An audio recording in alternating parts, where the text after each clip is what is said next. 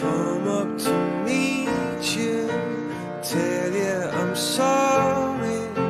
You don't know how lovely you are. I had to find you, tell you I need you, tell you I'll set you apart. Tell me your secrets and ask me. Welcome pong muli sa ating programang Kaunting Kaalamang Pang-Agham.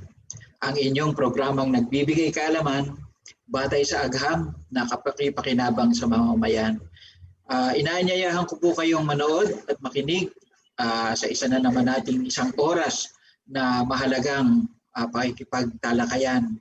Sana po mag-comment po kayo, i-share nyo po, i-like at mag-subscribe. So simulan po natin itong ating talakayan ngayon sa Science and Technology News. Ito yung mga breaking news na mababasa natin. Hindi lang sa newspaper. Kung bubuklatin niyo po yung mga magazine, mga newspaper, makikita niyo doon sa Science and Technology. Merong mga breaking news na napakahalaga sa pag-unlad ng ating teknolohiya. So alam niyo ba kung ano ibig sabihin ng Higgs boson? So matagal na itong alam. Actually, itong isang scientist, si Peter Higgs, sinabi niya na na-discover na natin yung electron, na-discover na natin yung neutron, yung iba't ibang parte ng atom. Pero meron pang mga nadidiscovering unti-unti tulad ng spark, tulad ng mga maliliit na particles na ang tawag ay positron. Pero sabi niya, meron daw na isang medium o media na nag-handle nitong mga maliliit na particles na to. Ito yung tinatawag na Higgs field. So itong scientist po na to, taga-Switzerland po siya. Ang pangalan niya Peter Higgs. So sa kanya pinangalan itong Higgs boson. Ano ba yung Higgs boson? So noong mga 1964, pinanukala niya to, pero maraming scientists ang hindi naniniwala. So kaya ako to pinapaalam sa inyo kasi kung nababalitaan niyo na siguro mga space program, yung mga pagpunta ng tao papuntang Mars, yung SpaceX ba na pinasimulan na magko-colonize daw tayo sa Mars. So habang nagta-travel kayo, paglabas ng Earth papunta sa space, mararanasan itong tinatawag na Higgs boson. So kung ihahalin tulad natin ito sa isang swimming pool, merong batang lumalangoy at merong malaking tao na lumalangoy. So iba yung bilis nila, iba yung paglutang nila doon sa tubig. So ito pong sinasabi ng Higgs boson. Itong tubig daw, kung ikukumpara mo sa outer space, ito yung pinakatubig kung nasa swimming pool ka. So kung meron kang maliit na spaceship o malaking spaceship na inahalin tulad sa isang batang lumalangoy sa swimming pool at isang malaking tao na lumalangoy, na-experience nila pareho yung paggalaw nila sa outer space. So itong paggalaw na to, maaring mas mahirap lumipad o umusad yung isang malaking spaceship compare sa maliit na spaceship. Ito po yung Higgs boson na tinatawag. So ngayong mga panahon na to, napatunayan na totoo nga yung sinasabi ni Peter Higgs noong 1964. Kasi ngayon, merong malaking particle accelerator na tinatawag. Ito yung electron, pinapaikot pabilis ng pabilis sa isang cyclotron. So, itong CERN, malaking laboratory ito. Ito yung isang pinakamalaking cyclotron na matatagpuan sa Switzerland sa malapit na boundary ng France. So ito yung tinatawag na CERN. So pag pinatimaan nila yung isang atom, so maaaring tamaan yung neutron, maaaring tamaan yung electron, maaaring tamaan yung pinaka-positron, pero pag wala siyang tinamaan, nagdi-deflect pa rin yung electron accelerator. So nalaman nila na yung pagkakalutang nitong mga electron particles, yung mga particles na nagko-compose ng atom, nakalutang siya sa Higgs boson tawag. So ngayon hindi natin ito madadigest pa, pero sa future pag narinig niyo yung Higgs boson, at least meron kayong idea kung ano ibig sabihin nun. Ano yung mga hindrance na nasusuungin ng isang spaceship pag halimbawa papunta na tayo sa outer space, papuntang Mars. So yan nagsisimula na, sabi ng president ng SpaceX, so within this year o within next year papadala na tayo ng isang SpaceX sa Mars. So ito po yung yung tinatawag ng SpaceX na Mars space exploration. Magtatayo daw siya doon ng isang colony.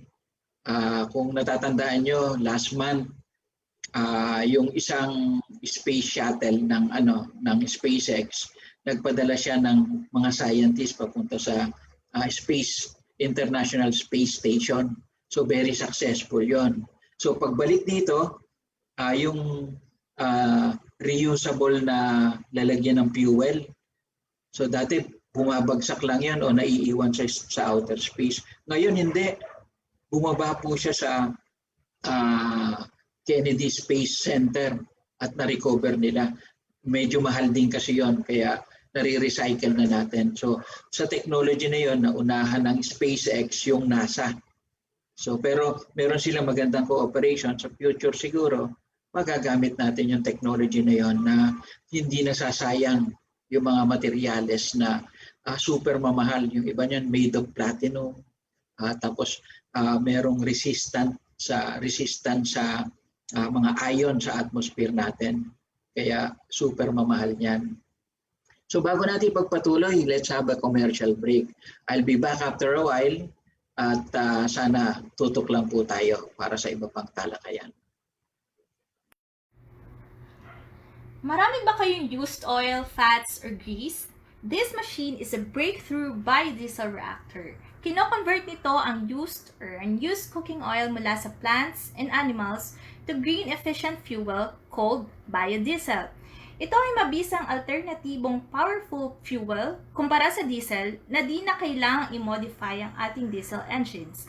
Ang mga magandang na idudulot nito ay ang malinis na usok mula sa tambucho, nababawasan ng vibration at ingay ng makina, at nililinis nito ang duming deposit ng diesel dahil nga ito ay mula sa madulas na langis na pinagmumulan din ng paggawa ng sabon. Gumaganda rin ang combustion dahil sa higit 2 beses ang taas ng cetane rating nito. At ito ay environmental friendly dahil ito ay recycling, sustainable, biodegradable at renewable source ng energy. Sinusuportahan ng DOE, DNR at DTI ang paggawa ng green sustainable na fuel na ito. May 2 batas na ginawa para dito. Ito ang Biofuels Act of 2006 at Renewable Energy Act of 2008. Na-optimize ng CBR biodiesel reactor na ito ang paggawa ng biodiesel. Sa patented na technology, ang reaction time nito para makagawa ng biodiesel ay 30 minutes lang kumpara sa 3 araw sa malalaking biodiesel brewers sa mundo. Meron itong control panel at maliwanag na LED light sa loob para makita ang nangyayaring reaction. May kasama rin itong digital fuel nozzle, QC toolkits at cellphone apps na malaking tulong sa mabilis na paggawa ng biodiesel. Suportado rin ito ng professional technical coaching para sa maayos at pulidong conversion ng iba't ibang oils to quality biodiesel na pwedeng ikarga agad matapos gawin sa sasakyan diesel. We are CBR Beyond Technology. Call now for more information. We may be reached at 0917-502-4426. I'll repeat, 0917-502-4426. We welcome dealers and distributors.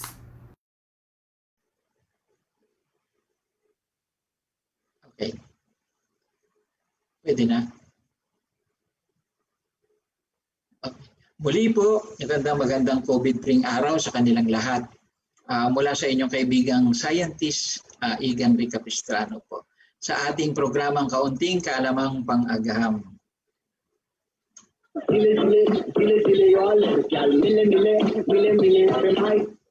Ang bilis ng October, ang bilis ng panahon. Dati, yung Skyway hindi pa magkadugtong, North and South. Pero ngayon, binalita ng Build Duterte administration na naipagdugtong na daw nila through Mark Villar. So kailangan na lang na maglagay ng asphalt overlay. Sana hindi mag-uulan para matapos na. Sabi nila, kung ang travel time mo from start ng EDSA papuntang Balintawak, papunta ka ng North Expressway, galing ka sa South Expressway, 3 oras, na-experience ko na yan, 3.5 hours buong EDSA. Wala naman akong gagawin dito sa EDSA. Gusto ko lang pumunta ng Marilao, pero inaabot ako ng 3.5 hours. So ang gandang balita kasi through Skyway, magiging 15 to 20 minutes na lang.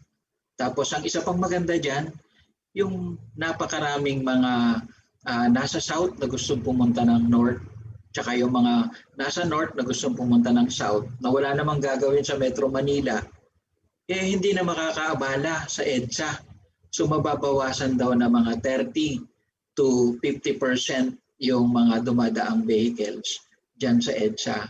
So di ba ang gandang balita, makakaiwas na tayo sa sa matinding traffic. Na ngayon bumabalik na naman, nakikita natin. Nagsisimula na naman yung paglabas ng maraming sasakyan. Napupuno na naman yung EDSA. Natatandaan nyo, merong balita, sabi ni President Duterte, pag nasa Quezon Avenue daw siya at pupunta siya ng Makati, gusto niya in 15 minutes nandun na siya. So nagtaka yung mga tao, paano mangyayari yon? Kahit tanggalin mo yung yung traffic, alisin mo yung mga sasakyan sa EDSA, magsimula ka sa Quezon Avenue, magmabilis ka papuntang Makati, hindi aabot ng 15 minutes kahit walang traffic. Pero ito pala ang kanyang yung kanyang paliwanag doon, kasi hindi ka dadaan sa EDSA. Aakyat ka ng Skyway, didiretso ka ng Makati. Pagdating mo ng Buendia, approximately sinubukan ng mga reporter kung doon dadaan, nasa lang, 12 minutes lang. So yung 15 minutes, meron pang may allowance pa yon. Kaya minsan hindi natin naiintindihan pag nagsalita ang president, meron palang advanced knowledge. Alam niya, hindi palang pinapaalam sa atin. Yan po ang sikreto ng Skyway. Paluluwagin yan. Yung mga napakahigpit na traffic, napakatagal na pagbabiyahe dito sa EDSA. Yan ang beauty ng infrastructure. Yan ang beauty ng build. Napakagandang project yan ng gobyerno. Let's pray na wala ng COVID and we can enjoy Christmas celebration without the new normal. So makikita natin ang haba-haba ng pila, magkakalayo, meron ng face shield, meron ng face mask. So sana bigla na lang ma-wash away ng tag-ulan ang COVID-19 virus. Although yung pagpasok ng winter ngayon sa Europa, nakikita natin nagkakaroon sila ng second resurgence ng pagtaas ng nahahawa ng virus na to. So sana naman maiwasan itong ganitong experience dito sa Pilipinas kasi wala naman tayong winter . Pero alam natin na yung tag-ulan makakatulong. So makakapagsalo-salo na muli tayo, makakapagbeso-beso, at masya-celebrate natin yung Christmas nang walang aberya. Wala nang COVID-19 virus. Sabi nga nila, stay COVID-free and be healthy. So, ngayon ding October, marami nag-celebrate ng kanilang kaarawan. So, binabati ko sila. Ang aking may bahay, si Cecil Capistrano. Ang aking Tito Martin Galvadores. Ang aking pamangkin na sila April Luna at ni excuse me, at ang aking pamangkin na si JC Sioson. Happy birthday sa inyong mga nagdiriwang ng kanilang mga birthday ngayong buwan ng October. So batiin natin sila ng happy birthday. Ito ay para sa inyo.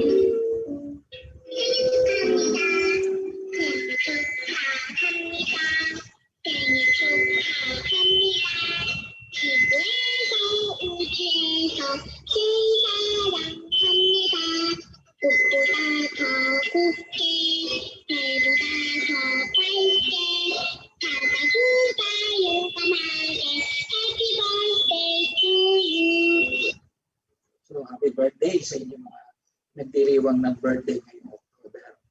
Pabago-bago weather natin ngayon. Kanina, excuse me, kanina medyo mainit na sikat ng araw, ang ganda ng panahon. Pero ngayon naririnig ko ng kulog, kumikidlat.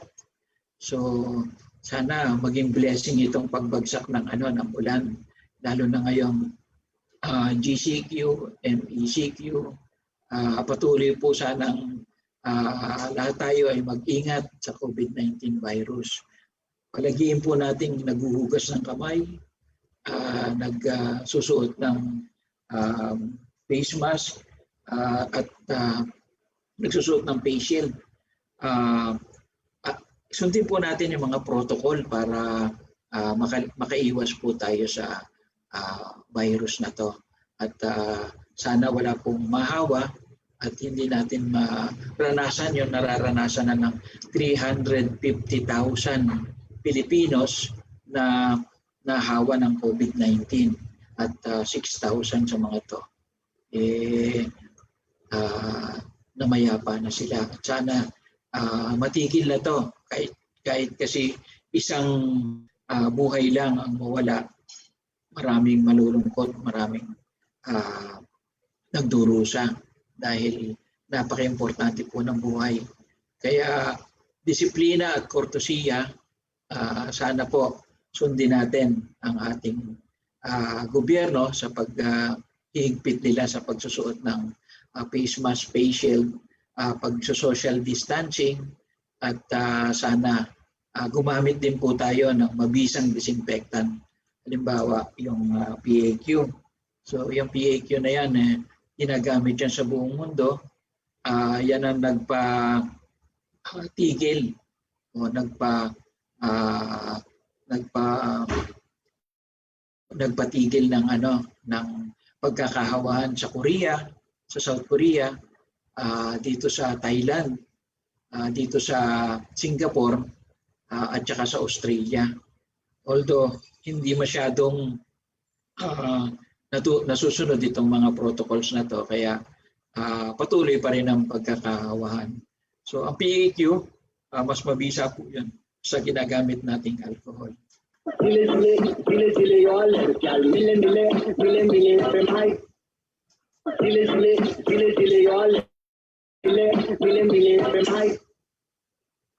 So muli po, nagpupugay po tayo sa mga maharlikang taga-Luzon, mga maharlikang taga-Visayas, Mindanao, at isama na natin yung Sabah. Mabuhay ka, Pilipinas. So itong usapin ukol sa Sabah, bumabalik na naman. Mukhang nag-spark niyan yung comment ng isang US Embassy official na sabi nila yung Sabah daw part ng Malaysia. Nag-react naman si Teddy Boy Locsin, ang ating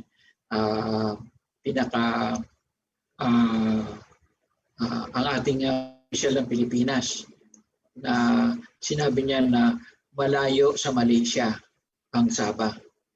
So yun, nagsimula na yung usapan tungkol dito. Naungkat na inuupahan lang ng British company na North Borneo Company sa Sultan of Sulu itong Sabah.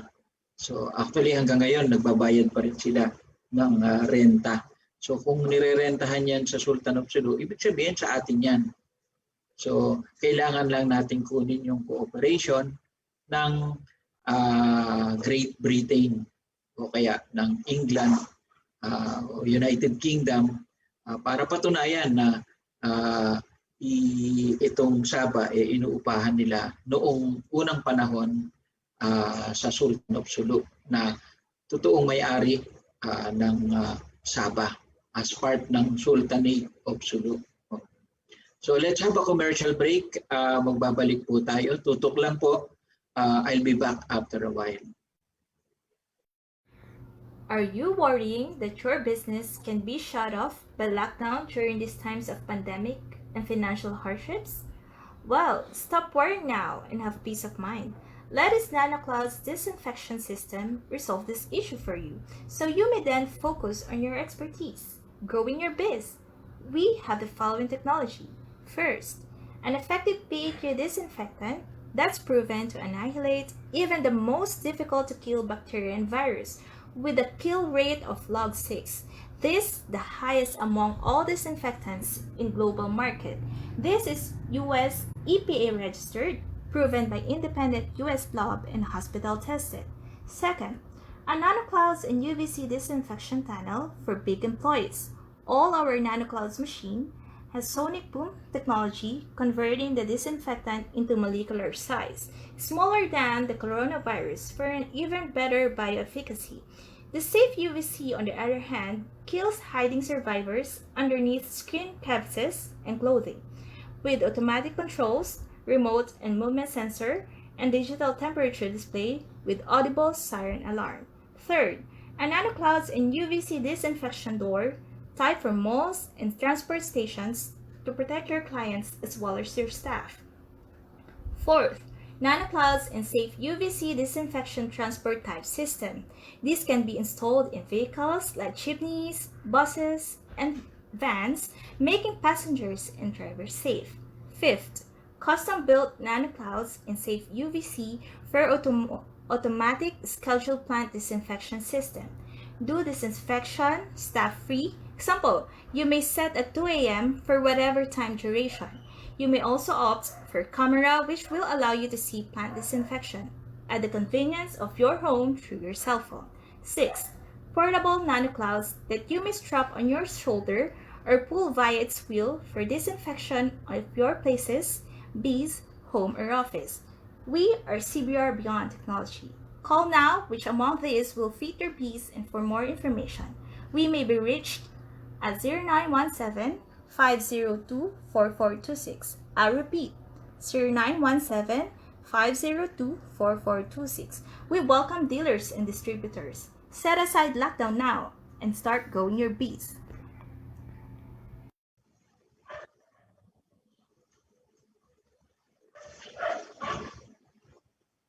Okay, tuloy po tayo sa ating talakayan.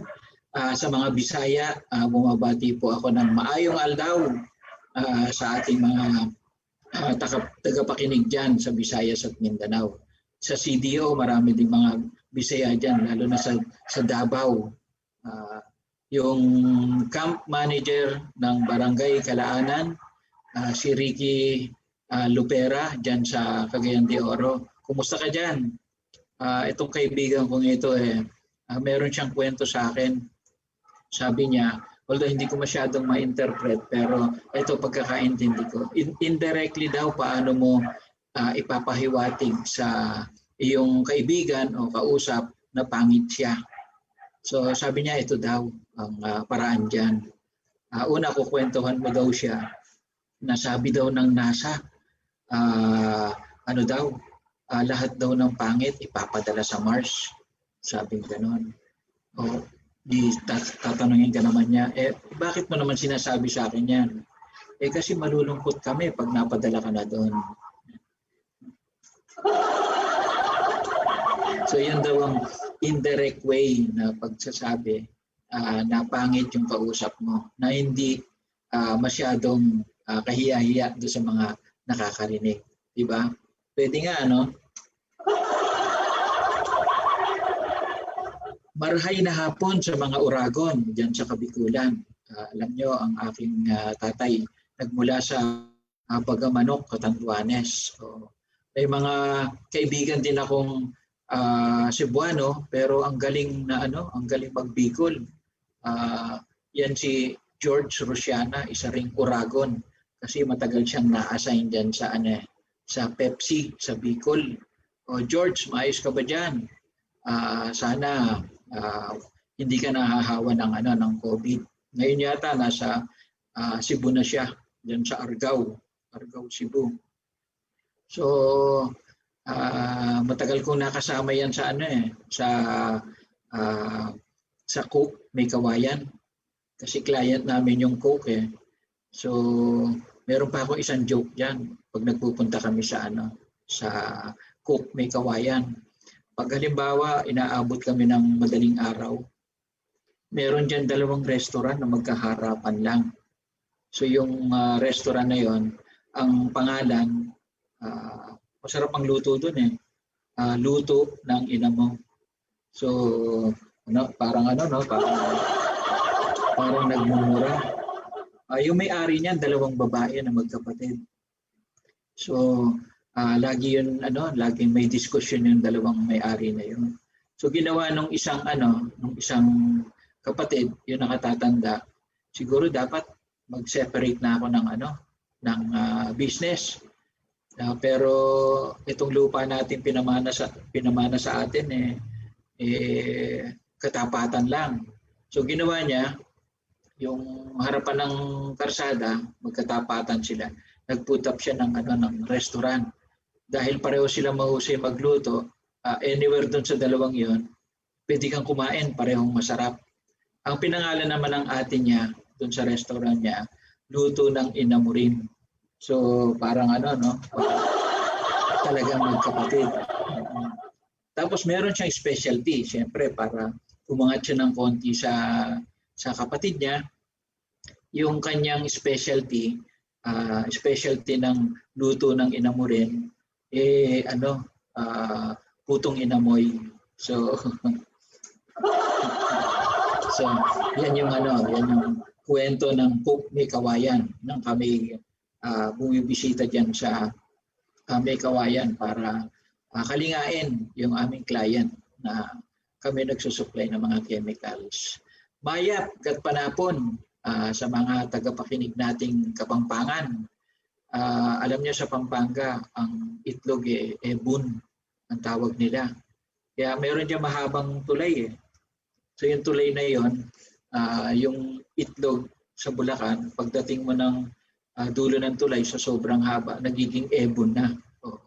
Dahil ang tawag nila sa itlog, ebon. So, kasi yan sa mga kwento doon. So pag nagbebenta ka ng itlog na super mahal, dahil sinasabi mong pampabata yung itlog na daming protina, at binebenta mo siya ng 20 pesos per egg, makakarinig ka ng mga salita tulad ng ang mahal-mahal naman ng ebon mo. Itlog lang naman yan. So makakarinig ka rin sa mga nagtitinda na kung gusto niyo kung namamahalan kayo, bumili lang kayo ng chupon, pampabata din yun, 5 piso lang.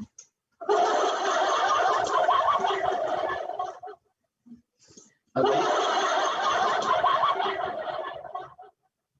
At sana po makabalik tayo diyan sa Coke, may kawayan na yan, at kumain tayo muli sa luto ng ina mo at luto ng ina mo rin. So, nasa na ba tayo? Maayong hapon sa ating mga superheroes dyan sa Iloilo. makaon ka mo dyan sa sugbahan o kaya sa Tatoys. So yan Tatoys, napakasarap na kainan ng seafood yan at sana wag magsara kasi napalitaan ko kukonti na daw ang kumakain dyan dahil kukonti na lang yung tourist na pumupunta. Babalikan natin yan at pagkatapos ng pandemic, sana magkita-kita tayo dyan at makita natin bukas pa yung masarap na kainan natin dyan sa Tatoys. Buenas tardes sa ating mga tagapakinig dyan sa Zamboanga. Meron din mga Chabacano dyan sa Cavite. Buenas tardes sa inyong lahat. At syempre, sa Espanya. Ito yung hindi yung bansa. Ito yung Espanya sa Manila na laging bumabaha.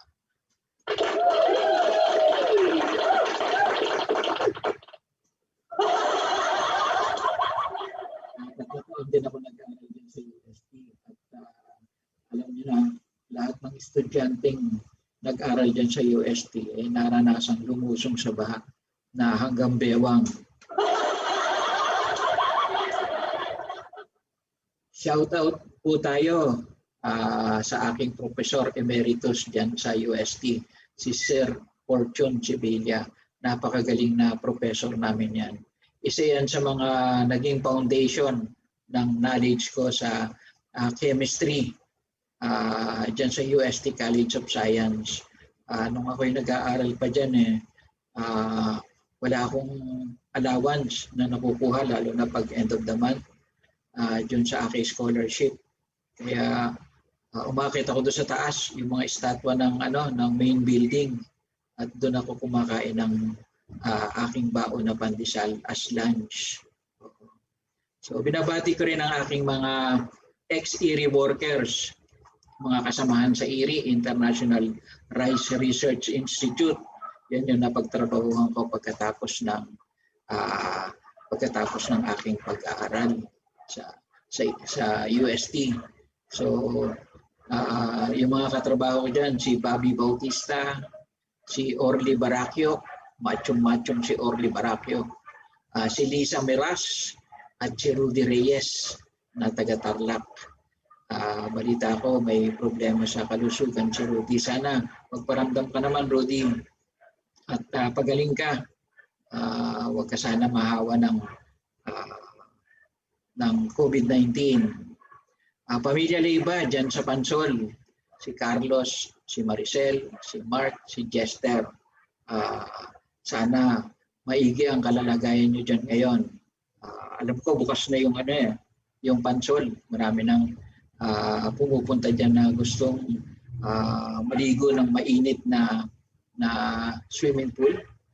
Maligo sa mainit na swimming pool. Sana maging maayos kayo dyan. At kumikita na sana muli ang mga business dyan sa Pansol. Let's have another short commercial break. I'll be back in a while. Tutok lang po tayo at sana po huwag kayong magpihit ng inyong mga radio buttons.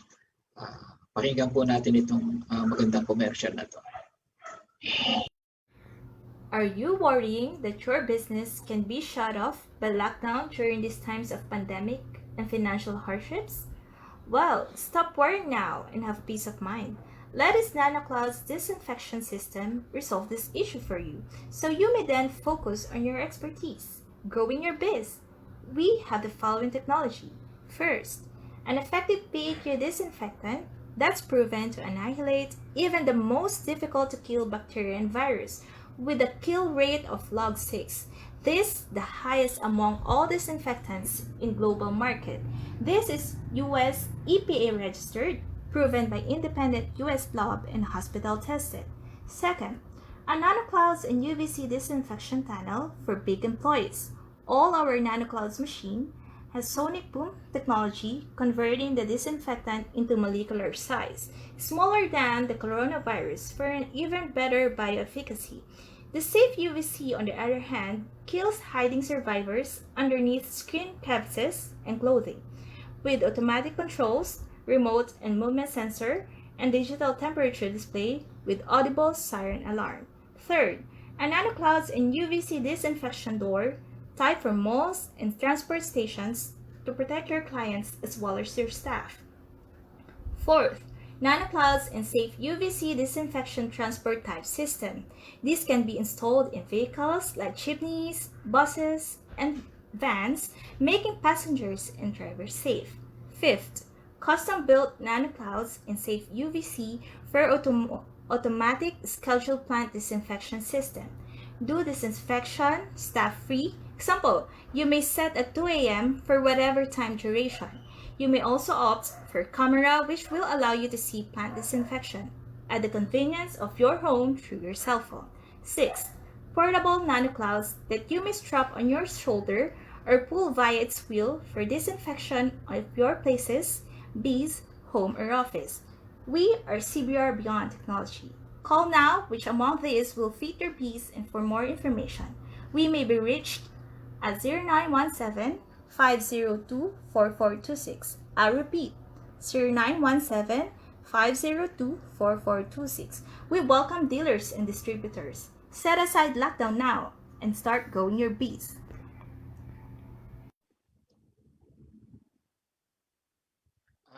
Feedback lang po sa ating mga tinalakay na topics previously.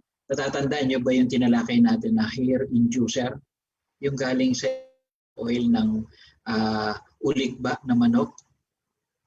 Sana po merong ma-inculcate natin ito sa mga young researcher na pag-aralan nila to, kasi magandang future business. Kasi yung mga hair inducer ngayon sa market, ang tagal-tagal mo nang ginagamit, parang hindi gumagana. Yung pet feeder natin, nasubukan nyo na bang gawin? Kung halimbawang umalis kayo ng bahay, paano nyo pakakainin yung ating mga alagang pusa, mga alagang aso, di ba? Iiwan natin sila. Dapat meron silang pagkain na lunch, at least dinner. So ito, magagawa natin using yung technique na previously itinuro natin. Yung mga special flame-colored candles, kung natatandaan nyo pa, malapit na ang Christmas. So magagamit nyo to. Ito po yung hindi yung colored candles, hindi yung amoy ng parapin. Ito po, nag-iiba't ibang kulay yung flame niya. So hindi yung pinaka-candle mismo. Ang nag-iiba't ibang kulay o nag-iiba't ibang amoy ay yung nasusunog dun sa mitsa niya. So ito yung mga tinuro natin previously. Kung meron kayong comments, meron kayong feedback, meron kayong gusto pang malaman, pwede nyong isulat dun sa comment dito sa ibaba ng ating itong PPI Radio Station Facebook page.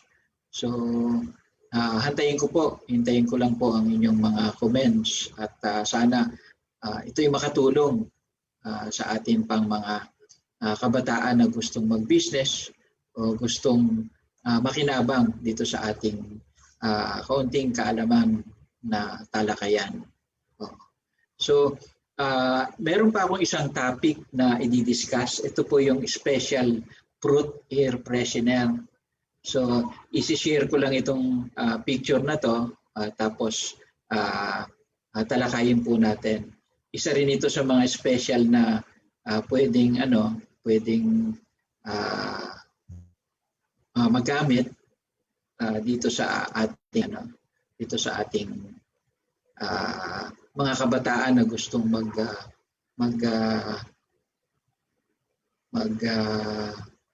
business sa future. So, ito idea po ito. Nagawan ko na rin po ito ng prototype at effective. So, ano po ba to? Ito yung shape na apple o kaya shape na orange o any other fruits or flowers. So, ano po ito? Container ng air freshener. So, kung titignan po natin itong nasa kanan, yung loob nitong orange na to, meron siyang pansabit. So, loob ng orange na to, meron siyang cylinder. So yung ordinaryong kung puputulin niyo yung yung plastic bottle ng mineral water, so meron kang straight halimbawa yung straight na container ng ng Sting o kaya ng energy drink, any energy drink na pwedeng mag-gusto itong piston na to. So itong piston na ito, pwede rin kayong gumupit ng plastic. So ikakabit po natin yung pangsabit. Itong hook na ito, alambre, naka-fix. Tapos sa baba po ng ng alambre na to, nakakabit naman yung spring. Spring siya na malambot. So, pwede niyong gamitin yung alam niyo yung notebook. Meron siyang spiral. Putulin niyo po 'yon. Tapos i-straighten niyo. Ikabit niyo dito ng mahigpit sa piston. Tapos yung dulo na straight na, gawin yung hook. Tapos yung dulo ng spring nakakabit dito sa ibaba ng itong orange na to. So nakapick siya dito. So mangyayari, pag nilagyan mo yan ng liquid, so natatanggal itong pinaka-top niya. Pag nilagyan mo to ng liquid, ang mangyayari, nagpe-play back and forth itong itong piston. So, yung paggalaw-galaw nitong piston na to, nai-induce niya yung positive tsaka negative pressure. So, kung halimbawang itong liquid na to is orange essential oil, mabango siya. So, ang mangyayari, i-induce nito yung paglabas ng essential oil ng orange. So, ang mangyayari, yung paligid nitong orange air freshener na to, mangangalingasaw yung amoy sa paligid. So pag gumagalaw-galaw ito, mas mabilis maglinger o mag-evaporate yung pinaka essential oil na orange. So halimbawa, itong air freshener na to, isinabit natin sa sasakyan. Diba? Pag medyo bako-bako yung dinadaanan ng sasakyan, gumagalaw yung piston. Taas-baba siya, taas-baba. So sumisingaw ngayon, naglilinger ngayon, yung pinaka-scent niya, lumalabas ng container. So pag halimbawa, pinadaan nyo na mabilis sa humps, wag naman masyadong mabilis, baka tumapo na dito sa ibabaw yung yung pinaka-liquid niya. So syempre mauuntog din tayo pag pag pinabilis natin itong ang sasakyan sa humps. So ito hindi lang sa sasakyan natin pwedeng ikabit. So pwede rin natin itong ilagay sa elevator, di ba? Lahat ng gumagalaw. So taas baba yung elevator. So nape-presence yung air doon sa loob ng elevator. So marami pa yung pwedeng pagsabitan basta gumagalaw. Elevator, sasakyan, mga truck, mga taxi, mga kotse, diba? Pero nung nakitang ganito hindi effective Yung air freshener nilalagyan ng stick, parang barbecue stick. Tapos ina-absorb ng barbecue stick yung essential oil. So pag nahanginan 'yon, so naglilinger sa hangin yung pinaka-essence, yung amoy, pero hindi siya effective. Ito, mas effective ito compared doon. Kasi meron siyang positive negative pressure Parang yung pambomba ng lamok, di ba? May piston 'yon. So, mas mabilis lumabas yung yung pinaka insecticide pag binobomba mo siya. So ito, very minimal lang yung yung pag-pump ng piston doon sa hangin sa loob. So, ito ay gumagamit ng gravitational pull. So, magandang idea, di ba? Kung mga kabataan sa inyo nag-iisip kayo ng i-business ngayong December, ang laki-laki po ng market ng air freshener. Isipin nyo na lang, ilan ng sasakyan dito sa EDSA lang. Sabi ng MMDA, umaabot daw ng 800,000 per day. So, kamo na, 10% na lang nun. 800,000. Di ba? makabenta ka lang ng mga isang box nito araw-araw, di ba? Meron ka ng magandang business at very effective compare sa mga competitor. So yan po yung fruit air freshener, special fruit air freshener. So talakayin naman natin ang isa pang topic. Ito po naman yung dali lang po, i-share lang po natin ang ating screen. So, share screen. Ito po ang ating tatalakayin. Naramdaman niyo po ba yung earthquake kaninang madaling araw? So, ito po, ginawa ko po itong presentation na to kahapon. So, iisip ko kung halimbawang magkakaroon ng malakas na earthquake. Alam niyo po ba yung pinag-aralan ng JICA na ito daw Nepal at saka Pilipinas magkakaroon ng malakas na paglindol. Ang tawag nila the big one. So tama po sila, nangyari na sa Nepal. Doon sa Nepal, gumawa sila ng mga mitigation process para mapatibay nila yung mga building nila. So dito sa atin, gumagawa din tayo ng mitigation measure para mapatibay natin yung kung mangyayari sa atin yung nangyari sa Nepal. So sabi ng JICA, sabi ng scientist ng JICA, approximately mga 36,000 na tao ang posibleng mamatay sa paggalaw ng lupa ng Marikina Valley Fault. So ito yung dapat nating paghandaan. So dinededicate ko tong talakayan natin ito. Ano po yung gagawin natin before, during, tsaka after an earthquake? So tandaan natin, nagsimula yung fault line na to dito sa La Mesa Dam. Tumakbo siya papuntang Ateneo. Tapos dumaan dito sa C5.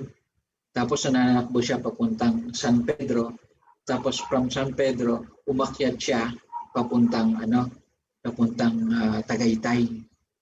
So, yung dinaanan ng fault line na yan, mga delikadong lugar yan. Tandaan nyo po, we have the right to know. So, malalaman nyo yan pag halimbawa magdi-decide kayo, major decision, pagbili ng lupa, dapat maiwasan nyo po yan mga lugar na yan. Hindi ko naman sinasabi na huwag tayong bumili, pero dapat alam natin ang gagawin natin. In case na nakabili tayo at hindi sinabi sa atin ng developer natin na yan pala dinaanan ng fault line. Madali lang naman pong malaman. Meron pong apps na ang tawag nila fault line. I-download nyo lang yon, tapos ilagay nyo yung location nyo. Ipapakita sa inyo kung gaano kalayo sa lugar nyo yung fault line. Importante po na alam natin yan kasi pag lumindol, naramdam nyo up and down yung galaw ng lupa. Isang indicator yan na malapit kayo sa fault line. Kung halimbawa left, right, left, o kaya forward, backward, malayo kayo sa fault line yan. So tandaan nyo yun, pag up and down ang nararamdaman nyo, malapit kayo sa fault line. Pero pinakamaganda, yung apps po, makikita nyo doon. Fault line. Project NOAA yan ng DOST. So makikita natin doon kung saan dumadaan yung fault line. Yung Pepsi dito sa San Pedro, makikita nyo, ang taas-taas na ng ipinatong na asphalt doon kasi yung northbound tsaka yung southbound naghihiwalay unti-unti. So tinatambakan nila yan ng asphalt para hindi mabako yung mga dumadaang sasakyan.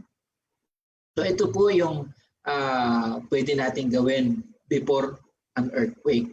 The key to effective disaster prevention is planning. Sabi nga nila, if we fail to plan, we plan to fail. Diba? Pinag-aaralan natin yan sa sa ating mga subject. Hindi lang nung high school, pati nung college. Oo. Know the earthquake hazards in your area. Malapit ba tayo sa fault line?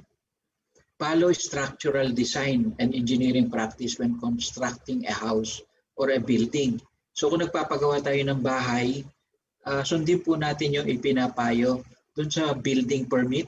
Pag pumupunta tayo sa munisipyo o sa City Hall, pinakukuha tayo ng building permit. Tapos sa building permit, nakikipag-usap tayo sa sa ating mga arkitekto at mga civil engineer. So, isa sa mga mitigation, yung pag-evaluate ng structural soundness ng building o ng bahay natin, yung paglalagay ng foundation na dugtong-dugtong. Hindi po pwede ngayon yung poste lang. Dapat yung ilalim ng mga poste, dugtong-dugtong din sila. Isa yan sa mga structural soundness ng bahay o ng building. So kung wala tayong ganon, pwede nating i-retrofit. Kung yung bahay natin naka first floor lang dati, nakaka third floor na tayo, ibig sabihin mahina, hindi kayang suportahan yan yung second floor at third floor. So paano nating i-retrofit yun? Maglagay po tayo ng additional na poste. O kaya i-strengthen natin. So yan po yung paghahanda. Prepare your homes, workplace, or school. So sa school natin, sa bahay natin, meron tayong mga cabinet. Kuminsan yung mga mabibigat na bagay nandun nakapatong sa itaas ng cabinet. Ibaba po natin yun. Yung mga cabinet natin na posibleng tumumba, i-bolt natin. Kahit dun lang sa taas, wag na sa baba. Kasi doon sa taas, 2 bolt lang sa left side or right side. Makakatulong na yan para hindi tayo matumbahan. So, pag halimbawang posibleng tumumba yan at hindi natin na strap, isa yan sa posibleng mag-create ng aksidente sa loob ng bahay o sa loob ng school. So pag nakikita nyo, inihahatid yung mga anak nyo sa school at merong mga cabinet na hindi nakastrap, sabihan nyo po yung ating mga teacher, ating mga mahal na teacher. Oo. Pero ngayon, virtual lang naman ang klase. Isang paraan yan para sabihan natin yung mga maintenance ng school na i-strap nila yung mga bahay na posibleng tumumba o bumagsak during an earthquake. Check the stability of hanging objects like ceiling fans, chandelier. So yan, dapat yan nakasecure ng maigi. Pag gumalaw ng konti, dapat hindi siya mapuputol, hindi siya mababagsak. Kaya kailangan matibay. Breakable items, harmful chemicals, flammable material should be stored properly in the lowermost secured shelf. So sinasabi dito na yung mga mabibigat, yung mga delikadong chemicals dapat nandun sa baba, huwag dun sa taas. Kasi mas mababasag sila o magkakaroon ng mas malakas na impact in case na nandun sila sa taas at bumagsak. So prepare a handy emergency supply kit. So ito yung mga go bag na tinatawag. First aid kit, canned foods, can opener, water, clothing, blanket, battery-operated radio, flashlights, and extra batteries. Suggestion ko rin maglagay kayo ng yung lumang cellphone. Tapos alisin niyo yung baterya. Ilalagay na lang yung baterya in case may mangyari. So isa pang importante yung pito, yung pwede nyong hipan in case na may mangyari at nasa ilalim kayo, mas madaling malalaman ng mga rescuer na nandun kayo. Conduct and participate in regular earthquake drills. So importante ito na dapat alam nyo gagawin nyo, alam nyo kung saan kayo pupunta, meron kayong usapan ng pamilya nyo na in case may mangyaring earthquake, doon kayo magkikita-kita. Baka pag may earthquake na, yung isa pumunta doon sa bahay ng anak niya, yung anak niya naman pumunta doon sa ancestral house nila. So lalong magulo. lalong hindi kayo magkikita. So, puntahan naman natin yung after an earthquake or during the earthquake. So, ito po. During the earthquake, be prepared for aftershocks. Once the shaking stops, take the fastest and safest way out of the building. Okay? So, napakaganda nito. Don't use elevator. Don't enter damaged building. Don't use telephone unless necessary. And don't panic. Pinaka-importante ito, don't panic. Kung halimbawa tatakbo kayo, napaka-importante na umiwas po tayo sa mga may salamin. So alam niyo po ba kung ano nangyayari pag may salamin na nadaanan natin? Yung shearing force ng lindol, kaya niyang basagin yung salamin. Pag ang salamin nabasag, pwedeng lumipad yan, parang bullet yan na pwede kayong tamaan. So hanggat maaari, huwag kayong dadaan sa building na puro salamin. I-expect natin na yung salamin na yan mababasag at magbabagsakan. So pag nabagsakan ka ng salamin galing sa 8th floor o galing sa 15th floor, para kang binarel galing sa taas, tusok yan sa katawan mo. So iwasan po natin na mamaybay. Kung halimbawa nandiyan kayo sa Ayala, di ba? Gumitna na kayo doon sa sa island. Doon kayo maglakad papuntang papuntang triangle. So yan yung diyan eh, yan yung pinaka safe place, yung triangle diyan, open area. Diyan po yung assembly area ng mga nagtatrabaho diyan sa Ayala. So sa lugar nyo, pag mayroong malaking lupa, doon lang po kayo pumunta. At wag po tayong lumapit sa mga building o mga bahay na mayroong salamin na pwedeng mabasag. So check yourself and others for injuries. Check your water and electrical lines for damages. Baka naputol na yung ating mga linya ng LPG at maaamoy naman natin yung kailangan mag-ingat na tayo. Check for spills of chemicals, toxic and flammable materials. Control fire which may spread. Maliit pa, dapat alam natin kung saan nakalagay ang ating fire extinguisher. So, if you need to evacuate your residence, leave a message. Doon sa refrigerator, ilagay niyo po doon yung message kung saan kayo nagpunta at anong oras kayo umalis at saan kayo magkikita-kita. Stating where you are going and bring your emergency supply kit. So, diyan ngayon papasok yung kagandahan ng meron tayong go bag na tinatawag. So, diyan sa go bag na yan, dapat meron din kasamang gamot.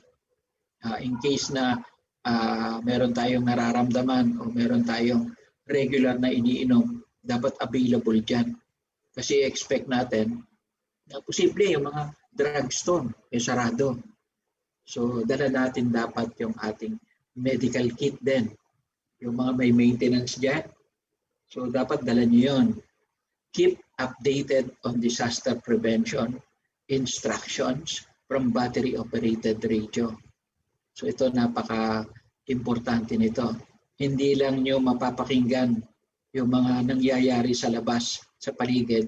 Pwede nyo rin po itong ilakas para marinig ng ating mga rescuer. So, sa last naman,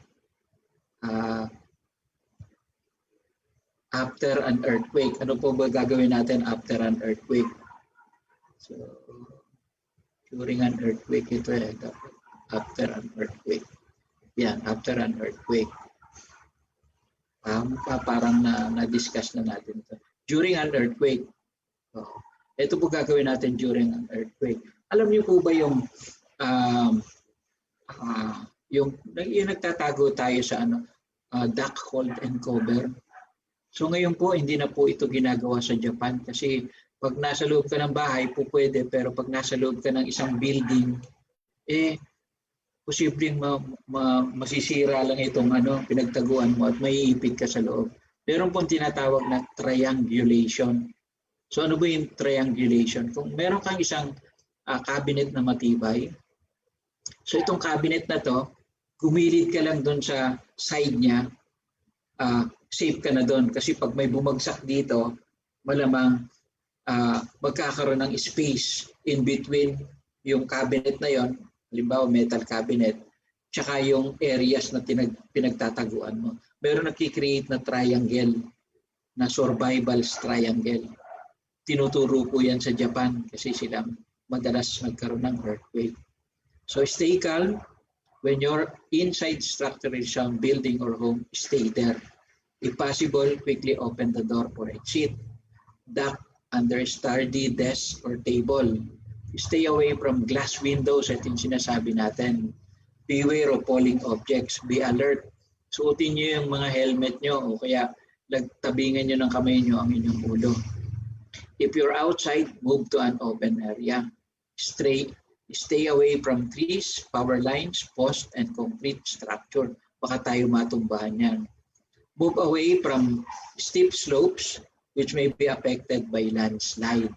If you are in a moving vehicle, stop and get out. Get out, importante yon. Huwag kayo mag-i-stay sa loob kasi pwede kayong makulong dyan. Do not attempt to cross bridges, overpass, or flyover which may have been damaged. O posibleng ito pa ang bumagsak sa inyo. So mukhang ang bilis ng oras. So balik tayo sa ating talakayan. Wala na naman tayong oras. Kani-kanina lang nagsimula tayo, ngayon magsa-sign off na agad tayo. Muli po, ito po ang inyong kaibigang scientist Igan Rick Capistrano. Pinagdidiinang maraming alam.